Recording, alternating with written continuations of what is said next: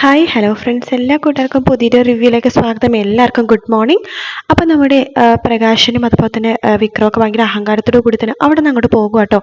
പോകുമ്പോഴേക്കും നമ്മുടെ കിരൺ പറയേണ്ടത് ദീപയെടുത്ത്, അമ്മ ടെൻഷൻ അടിക്കണ്ടമ്മേ, അമ്മ വിഷമിക്കേണ്ട, ഇതിൻ്റെ അഹങ്കാരത്തിലുള്ള തിരിച്ചടിയൊക്കെ അവർക്ക് കിട്ടിയിരിക്കും. അടുത്ത കോടതി കൂടി കഴിയട്ടെ, വിക്രത്തിൻ്റെ പറഞ്ഞവൻ്റെ പല്ല് ഞാൻ അടിച്ചു പൊട്ടിക്കും എന്ന് പറയാണ്. അവൻ്റെ ഒരു അഹങ്കാരം എന്നൊക്കെ ഇങ്ങനെ കിരൺ പറയുന്നു കേട്ടോ. അതിനുശേഷം കാണിക്കാൻ നമ്മുടെ വക്കീലിൻ്റെ അടുത്ത് പ്രകാശം ചോദിക്കുന്നുണ്ട്, അടുത്ത കോടതി കൂടുമ്പോഴേക്കും ആ ലക്ഷ്മി എന്ന് പറഞ്ഞോട് വന്നു കഴിഞ്ഞാൽ പ്രശ്നമാവും വക്കീലെ, പിന്നെ പ്രശ്നവും നല്ല പ്രശ്നമാകും. അവർ വരാതിരിക്കാനുള്ള മാർഗം വേണം നോക്കാൻ. ഞാൻ അതുകൊണ്ടാണ് പറഞ്ഞത് ഒത്തുതീർപ്പിന് ശ്രമിക്കാനായിട്ട്. അതിന് അവളും കൂടി ശ്രമിക്കേണ്ട വക്കീലെ എന്നൊക്കെ പറയാണ്. എന്ത് ചെയ്തിട്ടാലും പ്രശ്നമില്ല, ആ ലക്ഷ്മി എന്ന് പറഞ്ഞവർ വരാതിരിക്കണേ നല്ലത്. വന്നു കഴിഞ്ഞാൽ ചിലപ്പോൾ എന്ത് സംഭവിക്കുമെന്ന് എനിക്കറിയില്ല എന്ന് പറഞ്ഞിട്ട് വക്കീൽ പോകുക കേട്ടോ. അത് കഴിയുമ്പോഴേക്കും നമ്മുടെ പ്രകാശനും വിക്രവും അതുപോലെ അമ്മമ്മയും കൂടി ഇങ്ങനെ നിൽക്കുവാണ്. ഈശ്വര, എന്ത് ചെയ്യുന്നു, ഒരു ആലോചന ഇല്ലല്ലോ. വാ എന്തായാലും വീട്ടിലേക്ക് പോകാം എന്ന് പറഞ്ഞിട്ട് മൂന്നും കൂടി വീട്ടിലേക്ക് കെട്ടിയെടുക്കുക കേട്ടോ. ആ സമയത്ത് വീട്ടിലേക്ക് എത്തുമ്പോഴേക്കും അവിടെ നമ്മുടെ കാർത്തിക ഇവരെയും കാത്ത് നിൽക്കുന്നുണ്ട്. വരുന്നുണ്ട് കള്ളക്കൂട്ടങ്ങൾ എന്ന് കാർത്തികിനെ മനസ്സിൽ വിചാരിക്കുക കേട്ടോ. അതിനുശേഷം നമ്മുടെ അമ്മ പറയേണ്ടത്, ഏടാ അവള് നമ്മളെയും കാത്ത് നിൽക്കുക കാർത്തിക മോള് എന്ന് പറഞ്ഞിട്ട് കാർത്തികിനെയും കൂട്ടിക്കൊണ്ട് നമ്മുടെ വിക്രത്തിനെയും പ്രകാശനെയും കൂട്ടിക്കൊണ്ട് അമ്മമ്മ അങ്ങോട്ടേക്ക് പോകുക. ആ സമയത്ത് കാർത്തിക ചോദിക്കുന്നുണ്ട്, എന്തായി കോടതിയിലെ കാര്യങ്ങൾ എന്ന് ചോദിക്കുമ്പോൾ അമ്മ പറയുന്നുണ്ട്, എന്താകാൻ, 9-ാം തീയതി അടുത്ത കോടതി കൂടാൻ വേണ്ടി തീരുമാനിച്ചിരിക്കുന്നത് എന്ന് പറയാണ്. 9-ാം തീയതിയോ? അതെ. എന്ത് പറയാനാ ചേച്ചി, ആ കോടതിയിൽ ആ ലക്ഷ്മി എന്ന് പറഞ്ഞവരുടെ വാദം ഇതുവരെ കേട്ടിട്ടില്ല എന്ന് പറയാണ്. അവർ വന്നിരുന്നു കോടതിയിൽ? വന്നിരുന്നു എന്ന് പറയാണ്. അവർ മാത്രമല്ല, ഇവൻ്റെ മറ്റേ ദീപേ വന്നിരുന്നു. അവളൊക്കെ കോടതിയിൽ ഇല്ലാത്ത കാര്യങ്ങളാണ് മോളെ പറഞ്ഞുകൊണ്ടിരിക്കുന്നത്. എന്തൊരു ധൈര്യം അവൾക്കൊക്കെ. പിന്നെ ഈ ലക്ഷ്മി എന്ന് പറഞ്ഞവളുണ്ടല്ലോ, അവൾ എന്തിനും പോകുന്നവളാ എന്നിങ്ങനെ പറയുക കേട്ടോ. അടുത്ത കോടതി കൂടുമ്പോഴേക്കും ആ ലക്ഷ്മി എന്ന് പറഞ്ഞവർ വന്നു കഴിഞ്ഞാൽ ഭയങ്കര പ്രശ്നവും മോളെ എന്ന് പറയുമ്പോൾ പ്രകാശം പറയണ്ട, അവൾ വരാതിരിക്കാനുള്ള എന്തെങ്കിലും ചെയ്തേ പറ്റൂ.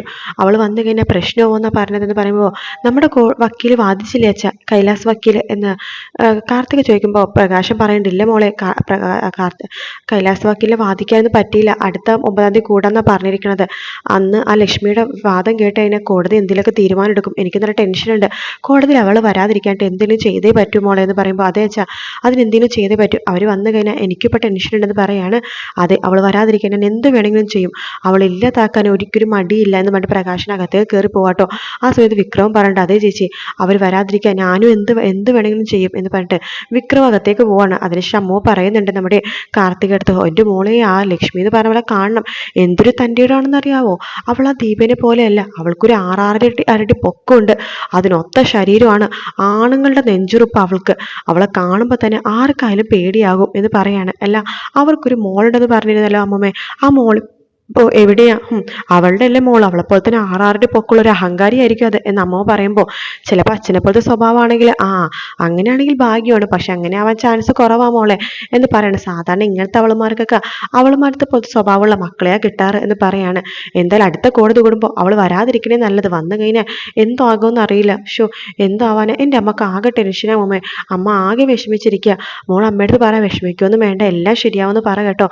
അമ്മക്ക് മാത്രമല്ല എനിക്കുണ്ട് വിഷമം, മോള് വിഷമിക്കേണ്ട മോളെ, എന്തൊക്കെ പറഞ്ഞാലും മോളുടെ അമ്മയുടെ കഴുത്തിൽ എൻ്റെ പ്രകാശൻ താലി കെട്ടിയിരിക്കും എന്ന് പറഞ്ഞിട്ട് അമ്മമ്മ അകത്തേക്ക് കയറി പോകുക കേട്ടോ. അതിനുശേഷം നമ്മുടെ കാർത്തിക പുച്ഛത്തോട് കൂടി തന്നെ നമ്മുടെ അമ്മൂമ്മേനെ നോക്കിക്കൊണ്ടിരിക്കുകയാണ്. പിന്നീട് കാണിക്കുന്ന ഷാരീനെയാണ്. ഷാരി ഓരോന്നൊക്കെ ആലോചിച്ചുകൊണ്ട് അവിടെ ഇരിക്കുക കേട്ടോ. വേറൊന്നുമല്ല, നമ്മുടെ നിഷേനെയും അമ്മേനെയും അമ്പലത്തിൽ വെച്ച് കണ്ടപ്പോൾ അവർ പറഞ്ഞ കാര്യങ്ങളൊക്കെ ഉണ്ടല്ലോ, അതൊക്കെ ആലോചിച്ച് നിൽക്കുകയാണ്. എന്നാലും നിങ്ങളുടെ ഭർത്താവ് ഒരു ചതിയാണ് ഞങ്ങളുടെ ചെയ്തത്, എൻ്റെ ദാസേട്ടന് നിങ്ങളുടെ ഭർത്താവിന് നല്ല പരിചയമാണല്ലോ, എന്നിട്ട് എന്തിനാ എൻ്റെ മോളുടെ ജീവിതം ഇങ്ങനെയൊക്കെ ആക്കിയതെന്നൊക്കെ പറഞ്ഞിട്ട് നമ്മുടെ നിഷയുടെ അമ്മ പ്രാഗിയ കാര്യങ്ങളൊക്കെ നമ്മുടെ ഷാരി ആലോചിക്കുക കേട്ടോ. ഷാരിക്കെങ്കിൽ വല്ലാത്ത ടെൻഷൻ, അങ്ങോട്ടും ഇങ്ങോട്ടൊക്കെ ആലോചിച്ചുകൊണ്ടിരിക്കുന്ന സമയത്ത് അവിടേക്ക് മനോഹർ കണ്ണാടയൊക്കെ വെച്ചിട്ട് വരുവാ കേട്ടോ. അമ്മേ എന്താ ആലോചിച്ചുകൊണ്ടിരിക്കണത്? ഒന്നുമില്ല മോനെ എവിടെയാ പോണത്? അത് കുറിയെന്ന് 2-3 ബിസിനസ് പാർട്ട്നേഴ്സ് വന്നിട്ടുണ്ട്, അവരായിട്ടൊരു മീറ്റിംഗ് ഉണ്ട്, അവിടേക്ക് പോവാ. അല്ല മോനെ, മീറ്റിംഗ് ഒക്കെ ഇവിടെ വെച്ച് നടത്തിക്കൂടെ, അല്ലെങ്കിൽ മീറ്റിംഗ് ഉള്ള സ്ഥലത്തേക്ക് സരയു മോളെയും കൊണ്ടുപോയിക്കൂടെ? ഇതുവരെ മോൻ ഒരു മീറ്റിങ്ങിനെ സരയുവിനെ കൊണ്ടുപോയിട്ടില്ല. അതൊക്കെ കൊണ്ടുപോകാമേ എന്ന് പറയാണ്. എന്തായാലും ഈ മീറ്റിംഗ് കൊണ്ടുപോകാൻ പറ്റില്ല, ഒരു അർജന്റ് മീറ്റിങ്ങിനെ പോയിട്ട് വരാവേ എന്ന് പറഞ്ഞിട്ട് നമ്മുടെ മനോഹർ പുറത്തേക്ക് ഇറങ്ങി പോകുക കേട്ടോ. മനോഹർ പോയി കഴിയുമ്പോൾ ഷാരിക്കൊന്നും കൂടി സംശയം കൂടുവാണ്. ഷാരി നമ്മുടെ മനോഹറിൻ്റെ സരയുവിൻ്റെ കല്യാണ ദിവസം ആലോചിക്കുക കേട്ടോ. അന്ന് മനോഹറിൻ്റെ അച്ഛന് നെഞ്ചുവേദന പറഞ്ഞിട്ട് കുഴഞ്ഞു വീണല്ലോ, അതിനുശേഷം അവരെ കണ്ടിട്ടേ ഇല്ലല്ലോ. അപ്പോൾ ഷാരി മനസ്സിലിങ്ങനെ വിചാരിക്കുകയാണ്, കല്യാണം കഴിഞ്ഞിട്ട് ഇവൻ്റെ അച്ഛനെ അമ്മനെ കണ്ടിട്ടില്ല, സമാധാനം നഷ്ടപ്പെട്ടുകൊണ്ടിരിക്കുകയാണല്ലോ ഈശ്വര എന്നൊക്കെ വിചാരിച്ചിട്ട് മനോഹറിൻ്റെ പുറകെ തന്നെ ഷാരി അങ്ങോട്ട് പോകുക കേട്ടോ. മനോഹർ വേറെ എവിടെയല്ല പോണത്, ഒരു പെണ്ണിനെ സെറ്റായിട്ടുണ്ട്. അപ്പോൾ ആ പെണ്ണിന് 2 ദിവസം മുമ്പ് സെറ്റായതാണ്. അപ്പോൾ ആ പെണ്ണിനെ കുറിച്ച് മനോഹർ ഇങ്ങനെ ഫോട്ടോ നോക്കിയിട്ട് മനസ്സിൽ വിചാരിക്കേണ്ട, കാണുമ്പോൾ ചെറിയ അഹങ്കാരിയാണ്, കുഴപ്പമില്ല, ഒരു വർഷം ഇവളുമാരുടെ അഹങ്കാരം ഉണ്ടാവുള്ളൂ, ഞാൻ ചതിച്ചൊരു കുഞ്ഞിനെയും കൊടുത്തു കഴിയുമ്പോഴേക്കും ഈ അഹങ്കാരമൊക്കെ തന്നെ മാറിക്കോളും എന്നൊക്കെ ഇങ്ങനെ പറയുക കേട്ടോ. തന്നെ ഇങ്ങനെ മനോഹർ ഇങ്ങനെ മനസ്സിൽ വിചാരിക്കണം. അങ്ങനെ ആ പെണ്ണിനെ കാണാൻ വേണ്ടി മനോഹർ പോകണം കേട്ടോ. തൊട്ടു പിന്നാലെ വണ്ടിയിൽ ഷാരിയും പോകുന്നുണ്ട്. ഷാരി വണ്ടിയിൽ ഇങ്ങനെ അവിടെ ഇവിടേക്ക് ഇങ്ങനെ നോക്കിക്കൊണ്ടിരിക്കുക കേട്ടോ. അപ്പോൾ ഡ്രൈവർ ചോദിക്കേണ്ടത്, എന്താ മേഡം ആരെങ്കിലും തിരയുവാണോ, താൻ തൻ്റെ പണി നോക്കണം, മര്യാദയ്ക്ക് ഡ്രൈവ് ചെയ്യുമെന്ന് പറയാണ്. എന്താ മേഡം, മേഡത്തിന് വല്ല പെറ്റ്സിനെയും കാണാണ്ടായോ, പട്ടീനെയും പൂച്ചേനെയോ എന്തെങ്കിലും? സാധാരണ പട്ടീനെയും പൂച്ചനെയൊക്കെ കാണാതായാലാണ് മനുഷ്യന്മാർ ഇങ്ങനെ നോക്കണതെന്ന് പറയുമ്പോൾ, പട്ടീനെയും പൂച്ചനെയും കാണാതായി, അത് പട്ടിയാണോ പൂച്ചയാണോ അത് മൃഗമാണോ മനുഷ്യനാണോ എന്നൊക്കെ അടുത്തന്നെ അറിയാം എന്നൊക്കെ പറഞ്ഞിട്ട് നമ്മുടെ ഷാരി ആകെ ദേഷ്യത്തിൽ ഇങ്ങനെ പോയിക്കൊണ്ടിരിക്കുകയാണ്. പക്ഷെ ഷാരിക്ക് മനോഹറിനെ കാണാൻ പറ്റുന്നില്ല കേട്ടോ ആ ദിവസം. അങ്ങനെ ഷാരി തിരിച്ച് എന്ത് ചെയ്യണമെന്ന് അറിയാണ്ട് ഇങ്ങനെ നിൽക്കുകയാണ്. പിന്നീട് കാണിക്കേണ്ട നമ്മുടെ രാഹുലിനെയാണ്. രാഹുൽ നമ്മുടെ രൂപേനെ കാണാൻ വേണ്ടി വന്നിരിക്കുക കേട്ടോ.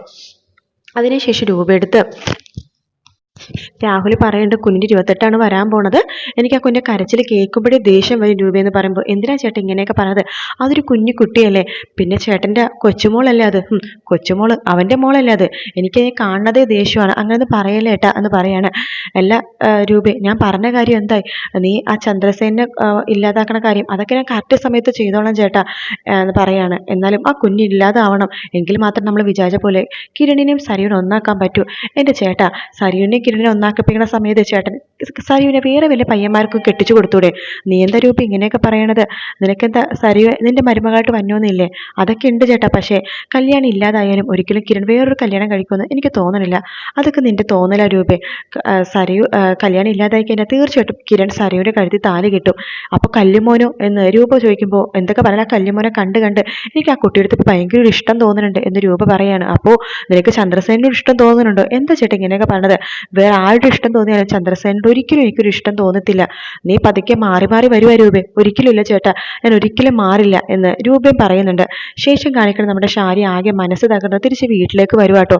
ആ സമയത്താണെന്നുണ്ടെങ്കിൽ രൂപയാണെന്നുണ്ടെങ്കിൽ നമ്മുടെ സരയുവിനെ കാണാൻ വേണ്ടി വീട്ടിലേക്ക് വന്നിരിക്കുകയാണ്. രൂപ സരയുടെ കുഞ്ഞെ കൊഞ്ചിച്ചോണ്ടിരിക്കുകയാണ്. മോള് വരുന്നുണ്ടോ അമ്മൂമ്മയുടെ കൂടെ വീട്ടിലേക്ക് എന്ന് പറയുമ്പോൾ സരയു പറയണ്ട്, വീട്ടിൽ മറ്റു കുറെ ആൾക്കാരില്ലേ മോളെ, അതുകൊണ്ട് അമ്മൂമ്മക്ക് നിന്നെ നോക്കാൻ സമയമില്ല, അങ്ങനെ പറയല്ലേ മോളെ, സമയമില്ലാഞ്ഞിട്ടാണോ ഞാനിപ്പോൾ വന്നത് എന്ന് പറയാണ്. എനിക്ക് ആൻ്റെ അടുത്ത് വരണമെന്ന് ആഗ്രഹമുണ്ട് ആൻറ്റി, കുറച്ച് ദിവസം ആൻറ്റിയുടെ കൂടെ നിൽക്കണമെന്ന് ആഗ്രഹമുണ്ട്, ഞങ്ങൾ ചിലപ്പോൾ 4-5 മാസം കഴിയുമ്പോൾ അമേരിക്കയിൽ പോകുമായിരിക്കും എന്ന് പറയാണ്. അതിനുശേഷം അവിടേക്ക് നമ്മുടെ ഷാരി വരുവാട്ടോ. ഷാരി വരുമ്പോഴേക്കും നമ്മുടെ രൂപേ നീ വന്നിട്ട് കുറച്ച് നേരം എടുത്ത് ഇവിടെ പോയതായിരുന്നു, മനസ്സിൻ്റെ സമാധാനം രൂപേ, അമ്പലത്തിലൊക്കെ പോയതാണ് എന്ന് പറയാണ്. നീ ഇവിടെ ഇരിക്കും, ഞാൻ ഡ്രസ്സൊക്കെ മാറിയിട്ട് വരാം എന്ന് പറഞ്ഞിട്ട് ഷാരി അകത്തേക്ക് പോകുമ്പോൾ സരയു പറയണ്ട, എന്ത് പറയാനാ ആൻറ്റി, അമ്മക്കൊരു സമാധാനമില്ല, അച്ഛൻ്റെ കാര്യങ്ങളൊക്കെ ആലോചിച്ചിട്ടേ 4-5 മാസം കഴിയുമ്പോൾ ഞങ്ങളുടെ കൂടെ അമേരിക്കയിൽ അമ്മയെ വരാൻ നിൽക്കുക, അതെങ്ങനെ ശരിയാവും മോളെ, സുഖമില്ലാത്ത അച്ഛനെ വിട്ടിട്ട് അമേരിക്ക വരുന്നത് ശരിയാണോ, ഇടത്തെ കാണിക്കുന്നത് തെറ്റല്ലേ? അത് ആൻറ്റി പറഞ്ഞത് ശരിയാണ്, അച്ഛന് സുഖമില്ലാതിരിക്കാനല്ലേ അമ്മ വരുന്നത് തെറ്റാണ്, പക്ഷേ അച്ഛൻ്റെ പ്രവൃത്തികൾ കണ്ട ദേഷ്യം വരും ആൻറ്റി, ഏത് നേരം മനുവേട്ടനെ കുറ്റം പറഞ്ഞുകൊണ്ടിരിക്കും അച്ഛൻ, ഇപ്പം അങ്ങനെ അമ്മയെ ചെറുതായിട്ട് മാറി വരുന്നുണ്ട്, അമ്മയുടെ സ്വഭാവം മാറുന്നുണ്ട് ആൻറ്റി, അമ്മയും അച്ഛനെ പോലെ തന്നെയാണോ എന്ന് മാനസികത തെറ്റിക്കൊണ്ടിരിക്കുകയാണോ എന്ന് എനിക്ക് സംശയമുണ്ട് എന്ന് പറയുമ്പോൾ അത് കേട്ടിട്ട് പുച്ഛത്തോടു കൂടി തന്നെ നമ്മുടെ ചിരിച്ചുകൊണ്ടിരിക്കുന്ന രൂപേനെ കാണിച്ചിട്ടാണ് എപ്പിസോഡ് തീരുന്നത്. വീഡിയോ ഇഷ്ടപ്പെട്ടെങ്കിൽ ലൈക്ക് ചെയ്യുക, സബ്സ്ക്രൈബ് ചെയ്യുക, കമൻറ്റ് ചെയ്യുക. മറ്റൊരു വീഡിയോ ആയിട്ട് വീണ്ടും കാണാം. Take care, bye bye.